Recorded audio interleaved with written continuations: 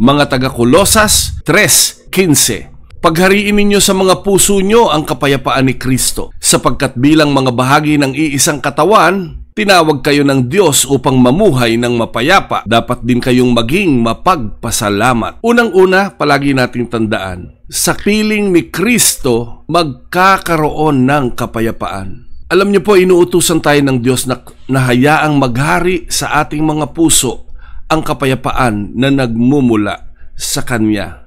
Dalangin ko lang, ang kapayapaan na nagmumula sa Panginoon ang palagi nating maranasan. Pangalawa, tinutukoy na tayo ay bahagi ng isang katawan. Kaya't mahalaga ang pagkakaisa at pagtutulungan sa isa't isa bilang mga mananampalataya.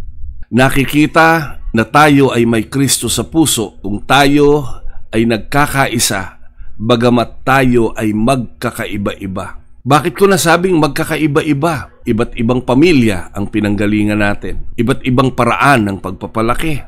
Iba't ibang nakagawian at nakasanayan simula pagkabata hanggang pagtanda. Pero sa grasya at habag ng Panginoon, pinagsama-sama tayo sa isang tahanan. Ang dalangin ko lang, magkaisa bilang katawan ni Kristo.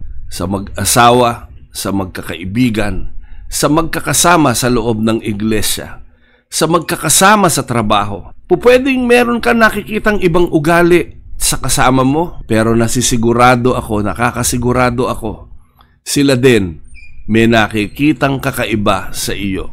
Ano ang magiging daan para magkaisa tayo? Magkaisa tayo na mahal tayo ni Kristo at minahal lang tayo ni Kristo. Kaya nangyayari at nagagawa natin ang mga bagay na naaayon sa Panginoon. Pangatlo, hinihikayat tayo ng talatang ito na magpasalamat sa Diyos sa lahat ng pagkakataon at hayaan natin na ang Kanyang kapayapaan ang magpatibay sa ating buhay. Sabi dito, dapat din kayong maging mapagpasalamat.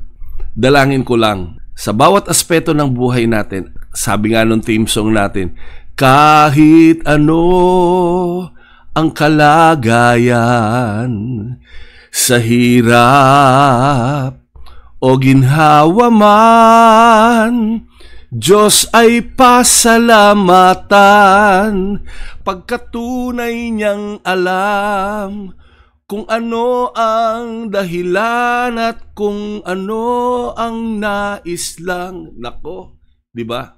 Pero ito ang aking paalaala sa araw na ito galing sa Kolosas 3:15. Unang-una, magkaroon ka ng kapayapaan. Pangalawa, magkaisa tayo bilang katawan ni Kristo. At pangatlo, palagi tayong magpasalamat sa ating Panginoon.